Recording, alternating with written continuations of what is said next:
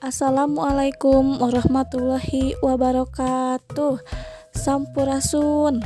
Kumaha barudak daramang? Mudah-mudahan sadayana daramangnya. Amin. Wilujeng patepang deui dina pangajaran basa Sunda kelas 4 ngeunaan kecap pangantet. Tujuan pengajaran dina dangat ayeuna nyaeta anu kahiji nyangkem ngeunaan kecap pangantet sareng anu kadua nyieun kalimah pangantet. Kukitu urang kawitan wae.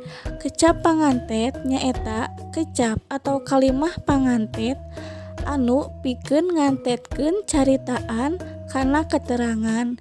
Biasana aya samemeh kecap barang.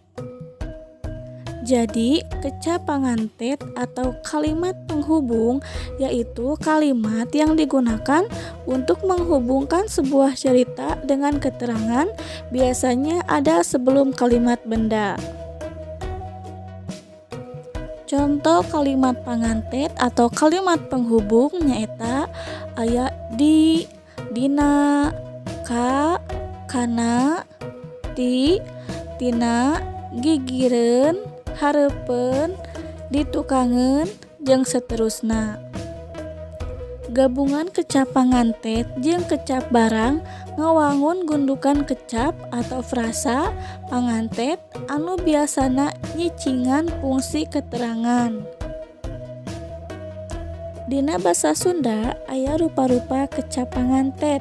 Dipakena kecap pangantet gumantung kana hartina. Gerapek tengetan di handap ieu. Nu kahiji pikeun nuduhkeun tempat ayana nyaeta di, dina.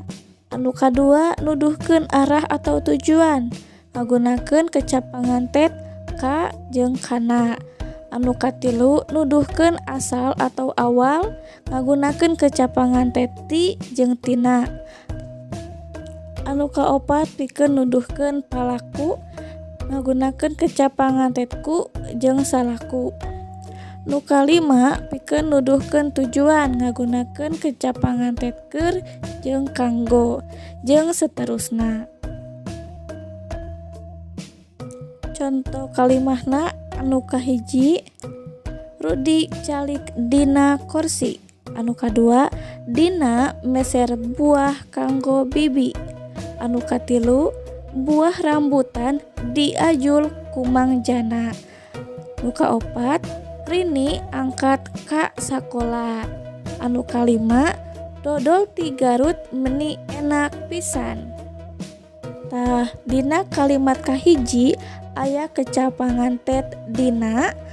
Dina kalimat nu kadua aya kecap pangantet kanggo. Kalimat katilu aya kecap pangantet di jeung ku.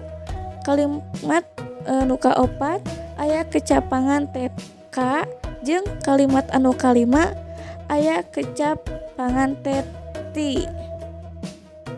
Tah eta ngeunaan kecap pangantet. Kumaha ayeuna mah tos terang kecap pangantet teh? Mudah-mudahan naon anu didugikeun tiasa kahartosnya.